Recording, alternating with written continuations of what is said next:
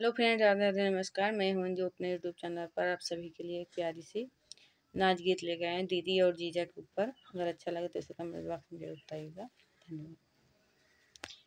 दिहे गोल टोपी कमाल करे जीजा जी, दिहे गोल टोपी कमाल करे जीजा जी।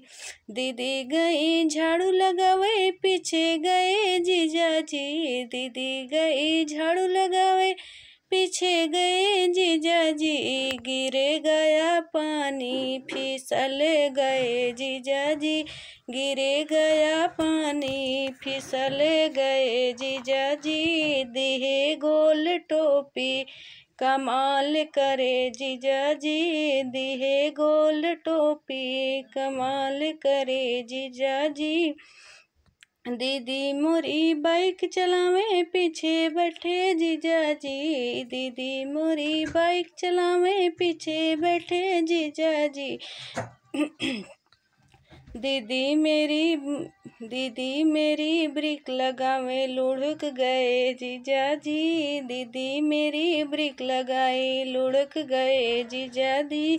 दिहे गोल टोपी कमाल करे जीजा जी, दिहे गोल टोपी कमाल करे जीजा जी।